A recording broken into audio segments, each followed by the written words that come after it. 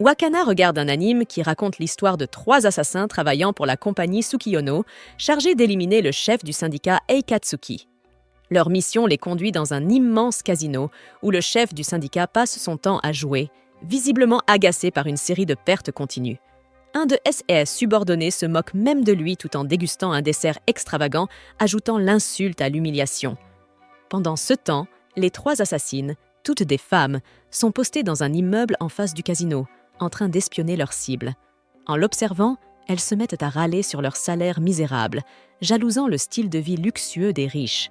Leur moment de frustration prend fin lorsqu'elles se rappellent qu'elles sont là pour une mission.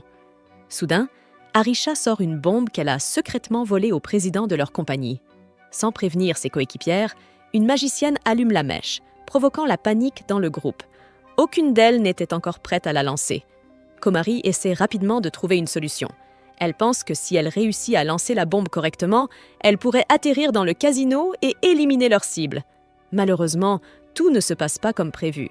Elle rate son lancer et fait tomber la bombe dans leur propre bâtiment. L'explosion qui s'ensuit les propulse toutes les 3 dans les airs dans un chaos aussi violent qu'hilarant. Témoin de cette scène, Wakana est émerveillée par la narration de l'épisode. Plus tard, pendant une pause au lycée, Wakana et Marine regardent ensemble un autre épisode de Astérisque Sukam Astérisque. Wakana avoue qu'il prend beaucoup de plaisir à suivre l'anime et qu'il trouve même les personnages de Yakuzas étonnamment divertissants. Marin met la vidéo sur pause lorsqu'Arisha apparaît à l'écran et annonce avec enthousiasme qu'elle prévoit un cosplay de ce personnage pour sa prochaine convention. Elle rejoue même la scène qui l'a fait tomber amoureuse d'Arisha, expliquant que c'est la réaction de cette dernière à ce moment précis qui l'a conquise. Elle enchaîne ensuite sur les costumes à thème de lapin que portent les personnages tout au long de la série. Elle en souligne les différentes versions selon les épisodes et commence à s'extasier à leur sujet. Marin affirme qu'il est tout à fait normal d'apprécier ce genre de choses. Pour appuyer son propos, elle explique que de nombreux animes et autres médias utilisent les Bunny Girls comme élément visuel attrayant. Wakana imagine alors une immense communauté de fans passionnés par C&S filles aux oreilles de lapin, prêts à soutenir Marine. Marin ajoute que les costumes de lapine sont même devenus un choix populaire pour Halloween, expliquant qu'ils sont désormais considérés comme un look classique. Soudain, une étincelle d'inspiration s'allume dans les yeux de Wakana. Il repense à la beauté intemporelle d'une poupée Ina bien façonnée. Motivé par cette pensée, il promet à Marin qu'il finira l'anime d'ici la fin de la journée, afin de pouvoir commencer à esquisser le costume d'Arisha pour elle. Marin lui rappelle alors de ne pas trop se surmener. Elle commence à réfléchir à voix haute, se demandant si elle ne devrait pas réserver un autre studio pour la séance photo. Mais à la mention du mot « studio », Wakana se fige, se souvenant de leur expérience gênante la dernière fois qu'ils avaient loué un studio-hôtel. Pour éviter de revivre ce malaise, il demande à voir une photo du studio avant que Marin ne confirme la réservation, juste pour être sûr. Marin lui montre alors une image envoyée par leur amie Suzuka, une photo de cosplay représentant la présidente Luna. Avec enthousiasme, elle partage son projet de louer le même studio que celui utilisé pour cette photo. Puis, sans prévenir, Marin tend à Wakana un bâton de Pocky. Mais au lieu de lui en donner un neuf, elle lui propose malicieusement l'autre extrémité de celui qu'elle a déjà en bouche. Wakana rougit instantanément, prise au dépourvu, surtout lorsque Marin se penche un peu plus près, clairement dans l'attente qu'il croque l'autre bout. Un bruit de mastication vient briser la tension. Marin termine tranquillement le reste du Pocky. Wakana la gronde pour l'avoir taquiné encore une fois, tandis que Marin rit doucement de sa réaction. Un peu plus tard, Wakana est complètement absorbé par l'anime qui défile sur son téléphone. Pendant qu'il regarde, Marin l'observe discrètement avec un sourire attendri. Mais leur calme est soudain interrompu par une voix familière. Noah apparaît près de la réserve où il traîne, apparemment à la recherche de Marin. En descendant les escaliers et en les apercevant, elle salue Wakana d'un petit geste de la main. Marin se lève rapidement et Noah la réprimande pour ne pas avoir répondu à ses messages. Pour détendre l'atmosphère, Marin lui tend un bâton de Pocky, un geste qui fonctionne à merveille. L'humeur de Noah s'adoucit immédiatement. Marin annonce ensuite à Wakana qu'elles vont déjeuner, et ce dernier acquiesce distraitement, son regard déjà rivé à l'écran de son téléphone.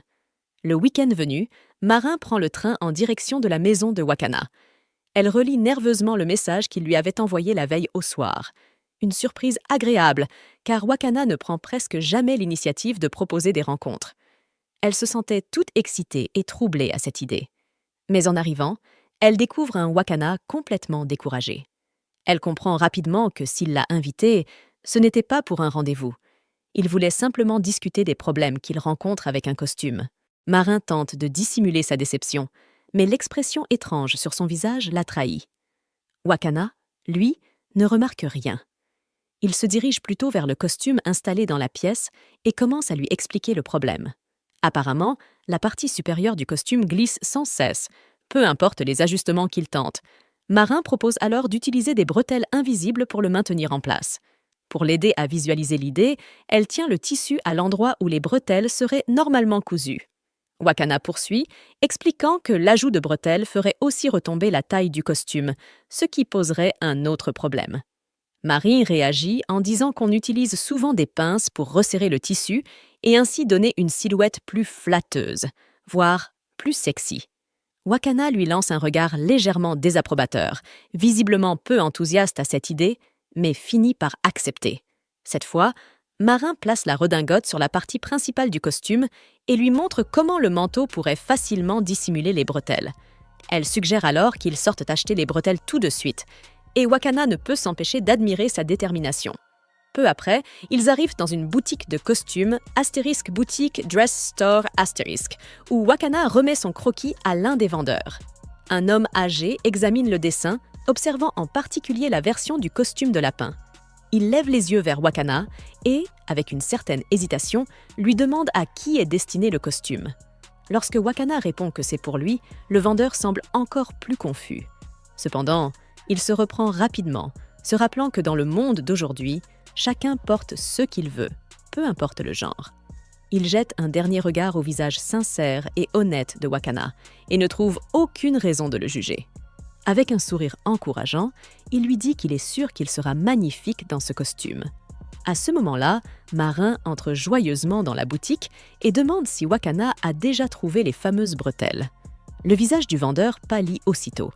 Il réalise soudain qu'il a complètement mal compris la situation. Marin, amusée, lance en plaisantant qu'elle ne dirait pas non à voir Wakana dans un costume de lapin. Alors qu'ils poursuivent leurs recherches, le vendeur propose une autre solution.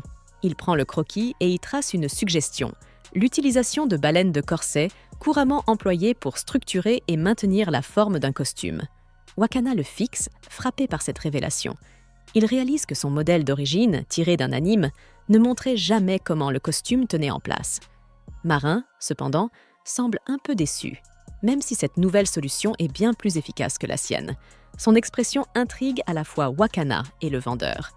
En y repensant, Wakana se rappelle qu'ils avaient déjà travaillé ensemble sur un corset dans le passé, mais cette idée lui était complètement sortie de la tête. Marin tente de dissimuler sa déception, mais l'expression étrange sur son visage la trahit. Wakana, lui, ne remarque rien. Il se dirige plutôt vers le costume installé dans la pièce et commence à lui expliquer le problème. Apparemment, la partie supérieure du costume glisse sans cesse, peu importe les ajustements qu'il tente. Marin propose alors d'utiliser des bretelles invisibles pour le maintenir en place. Pour l'aider à visualiser l'idée, elle tient le tissu à l'endroit où les bretelles seraient normalement cousues. Wakana poursuit, expliquant que l'ajout de bretelles ferait aussi retomber la taille du costume, ce qui poserait un autre problème. Marie réagit en disant qu'on utilise souvent des pinces pour resserrer le tissu et ainsi donner une silhouette plus flatteuse, voire plus sexy. Wakana lui lance un regard légèrement désapprobateur, visiblement peu enthousiaste à cette idée, mais finit par accepter. Cette fois, Marin place la redingote sur la partie principale du costume et lui montre comment le manteau pourrait facilement dissimuler les bretelles. Elle suggère alors qu'ils sortent acheter les bretelles tout de suite, et Wakana ne peut s'empêcher d'admirer sa détermination. Peu après, ils arrivent dans une boutique de costumes, * boutique Dress Store *, où Wakana remet son croquis à l'un des vendeurs. Un homme âgé examine le dessin, observant en particulier la version du costume de lapin. Il lève les yeux vers Wakana et, avec une certaine hésitation, lui demande à qui est destiné le costume. Lorsque Wakana répond que c'est pour lui, le vendeur semble encore plus confus. Cependant, il se reprend rapidement, se rappelant que dans le monde d'aujourd'hui, chacun porte ce qu'il veut, peu importe le genre. Il jette un dernier regard au visage sincère et honnête de Wakana et ne trouve aucune raison de le juger. Avec un sourire encourageant, il lui dit qu'il est sûr qu'il sera magnifique dans ce costume. À ce moment-là, Marin entre joyeusement dans la boutique et demande si Wakana a déjà trouvé les fameuses bretelles. Le visage du vendeur pâlit aussitôt. Il réalise soudain qu'il a complètement mal compris la situation. Marin, amusé, lance en plaisantant qu'elle ne dirait pas non à voir Wakana dans un costume de lapin. Alors qu'ils poursuivent leurs recherches, le vendeur propose une autre solution. Il prend le croquis et y trace une suggestion, l'utilisation de baleines de corset, couramment employées pour structurer et maintenir la forme d'un costume. Wakana le fixe, frappé par cette révélation. Il réalise que son modèle d'origine, tiré d'un anime, ne montrait jamais comment le costume tenait en place.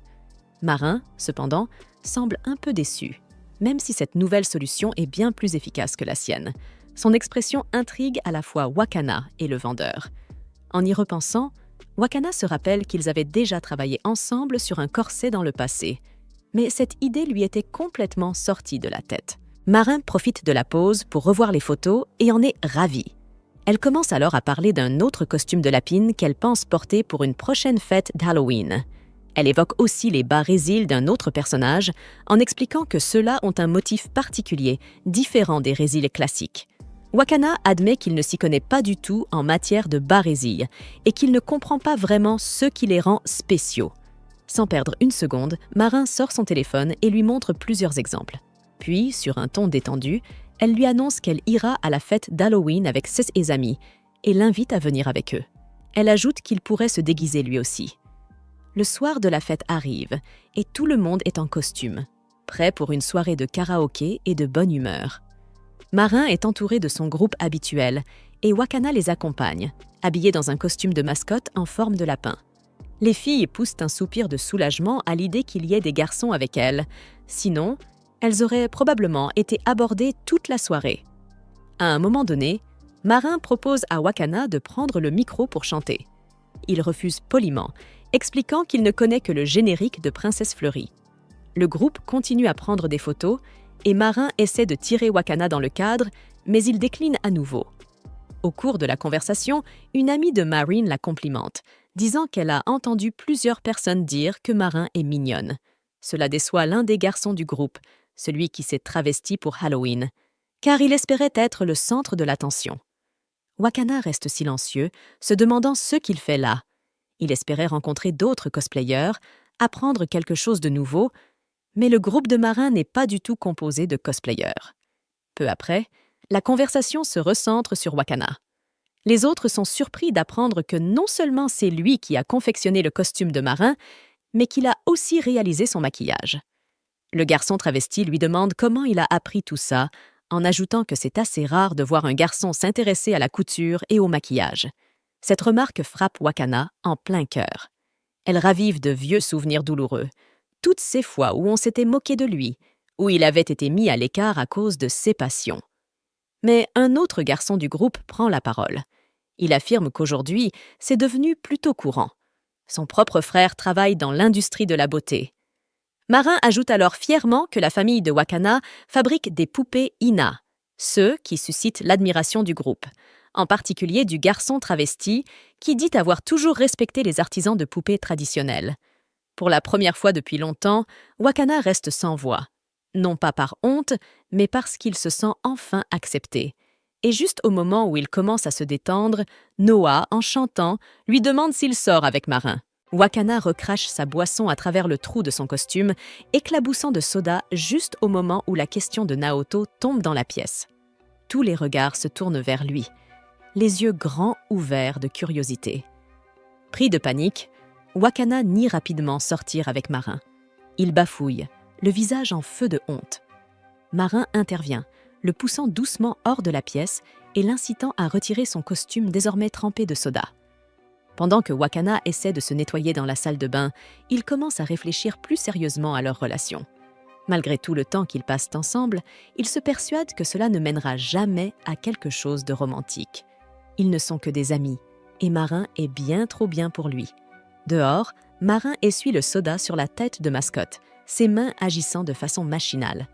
Même si la réaction de Wakana n'était pas surprenante, un pincement de déception s'installe dans sa poitrine.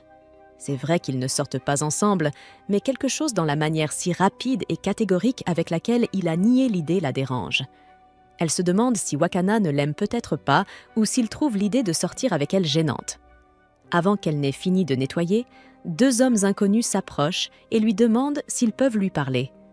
Quand Wakana termine de se nettoyer, il est surpris de trouver le couloir vide. Un coup d'œil au bout du couloir lui révèle Marin en pleine discussion avec 2 hommes qu'il ne connaît pas. Son esprit saute immédiatement au pire scénario. Il suppose qu'ils sont en train de la draguer. Il se précipite vers eux, bouscule l'homme blond et lui attrape la main, insistant pour prendre la place de Marin. Les 2 hommes le regardent, clairement déconcertés. Au bout de quelques secondes, le malentendu devient évident et ils tentent d'expliquer qu'ils sont loin de draguer Marin. Marin précise qu'il s'agit en réalité de ses coiffeurs, Hikaru et Manabu, qui l'avaient simplement reconnu de loin. Hikaru a remarqué l'état de ses cheveux et n'a pas pu s'empêcher de la gronder pour les avoir négligés.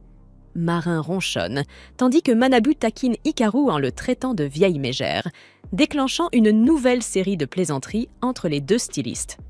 La réalisation frappe Wakana comme une brique. Il bat en retraite et retourne dans le costume de Mascotte. Il boude en silence pendant que Marin tente de le réconforter, mais Wakana est trop englouti dans son auto-dénigrement pour l'écouter. Malgré sa culpabilité, Marin ne peut... Elle se souvient de la façon dont il s'est interposé sans hésiter pour la protéger, même si c'était un malentendu. Silencieusement, les joues rosies, elle se penche et dépose un léger baiser sur le masque. À ce moment-là, Wakana se tourne vers elle, inquiet à l'idée de la voir peut-être fâchée. Il croit avoir entendu quelque chose, un son étrange, comme un claquement de langue. Marin se fige, réalisant que ce bruit venait en réalité de son baiser. Rouge écarlate, elle s'enfuit sans répondre. Juste avant de retourner à la salle de karaoké, Marin éternue. Le lendemain, au lycée, leur professeur annonce que Marin sera absente.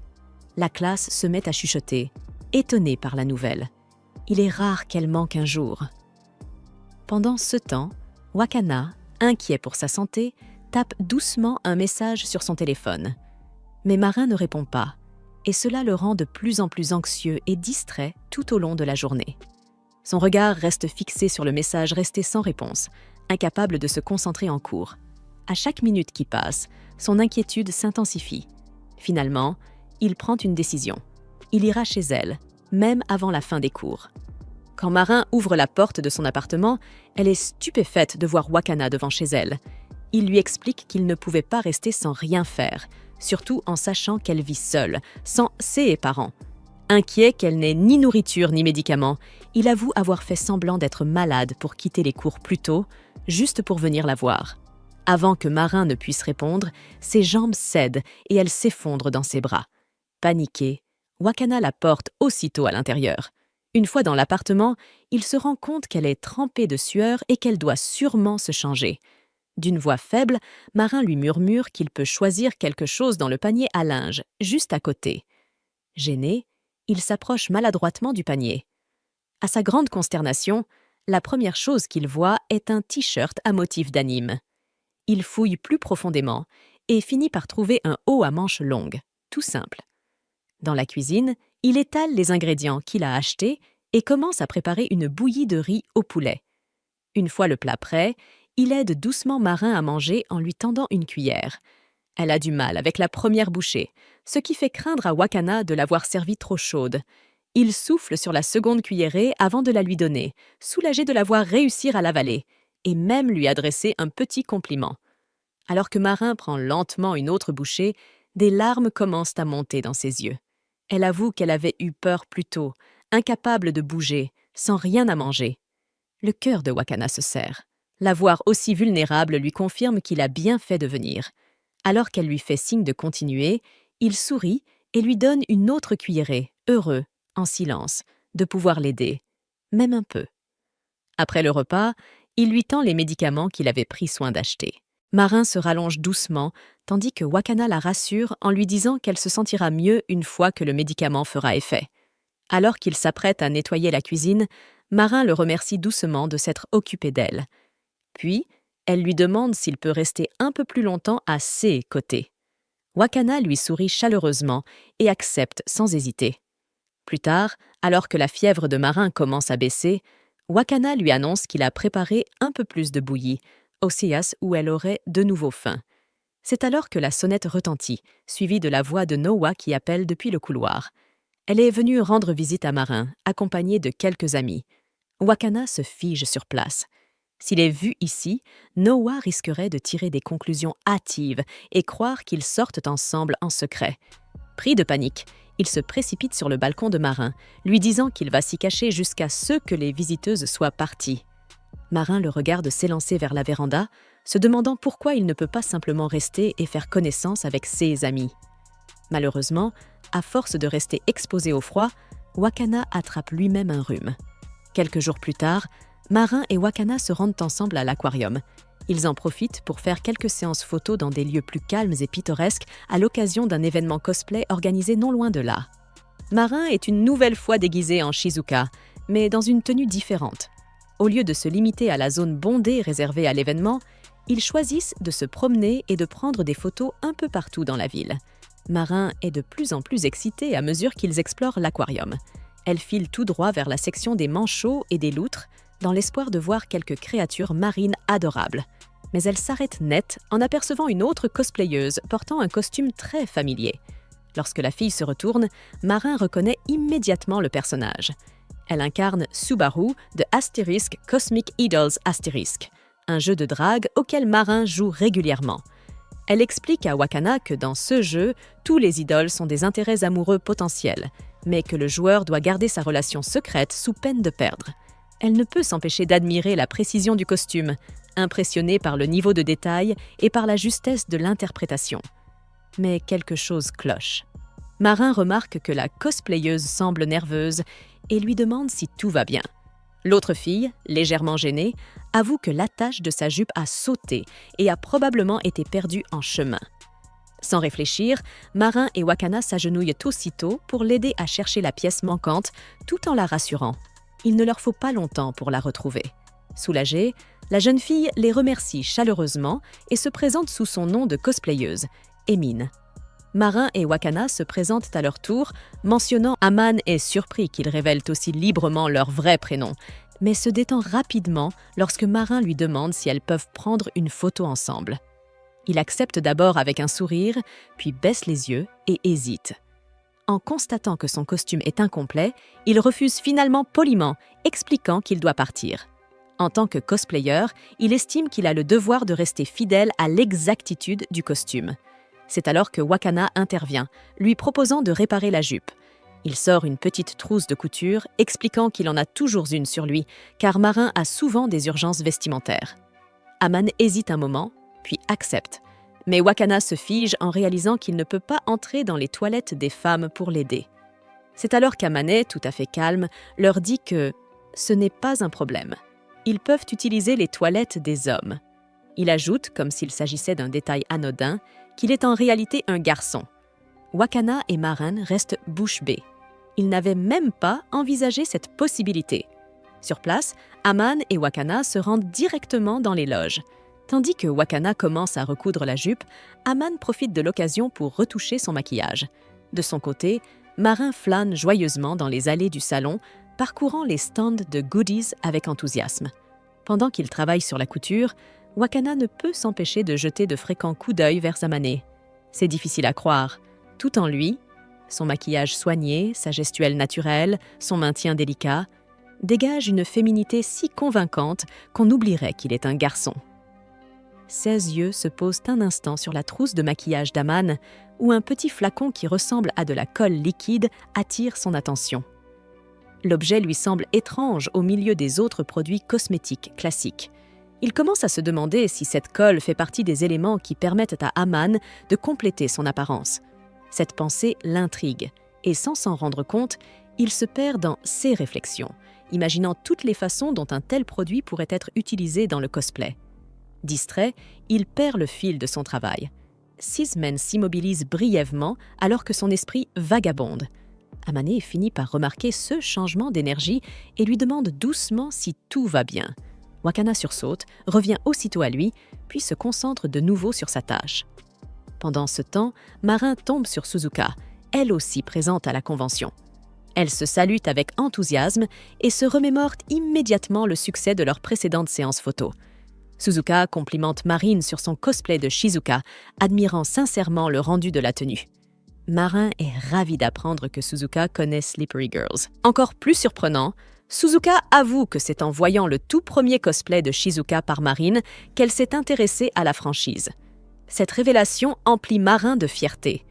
La conversation glisse ensuite vers un événement en cours dans le jeu, puis revient naturellement sur le costume de Marin. Suzuka examine les finitions et complimente la précision du travail. Puis, elle se souvient que le personnage de Shizuka est connu pour ne pas porter de sous-vêtements et que Marin avait déjà reproduit certains détails subtils lors d'un précédent cosplay. Gênée mais curieuse, Suzuka tente timidement de demander si Marin a respecté ce détail encore une fois. Sans la moindre hésitation, Marin soulève légèrement son hakama pour révéler un short sobre en dessous, expliquant qu'après tout, cela reste une convention publique. Suzuka panique aussitôt et la presse de rabattre sa tenue avant que quelqu'un ne voie. Plus tard dans la journée, Marin retrouve Wakana et Amane dans une des zones de repos du salon. Amane les remercie à nouveau, avouant que c'est sa toute première convention de ce genre. Lorsqu'il sourit, Marin sent son cœur fondre. Son expression est une copie parfaite du regard doux et charmeur de Subaru. Wakana, lui, repense à l'étrange flacon qu'il avait vu plus tôt et finit par lui poser la question. Amane confirme qu'il s'agit bien de colle liquide et leur montre comment il l'utilise pour coller discrètement certaines mèches de perruque à sa peau. Cela permet d'adoucir ses traits anguleux, rendant son visage plus féminin. Il ajoute que c'est une astuce fiable, surtout en photo, puis leur montre une galerie de ses anciens cosplays sur son téléphone. Marin et Wakana sont stupéfaits par le résultat. La transformation d'Amane en personnage féminin est bluffante à tous les niveaux. Chaque détail est soigné avec une précision impressionnante et il est difficile de croire qu'un garçon puisse paraître aussi naturellement féminin. Amane, un peu timide, leur demande si sa façon de poser semble trop artificielle, incertain de réussir à incarner une femme de façon crédible. Marin le rassure aussitôt, lui montrant même une de ses propres photos pour comparer. Wakana fait défiler les images dans l'album et s'arrête soudainement sur une photo particulière. Le costume révèle une poitrine à l'apparence parfaitement naturelle. Il fixe l'écran, incrédule. Rien ne semble retouché. Avec décontraction, Amane explique qu'il existe plusieurs types de poitrines amovibles utilisées dans le cosplay et propose de leur en montrer quelques exemples. Marin s'illumine de curiosité, visiblement fasciné. Wakana, lui, regrette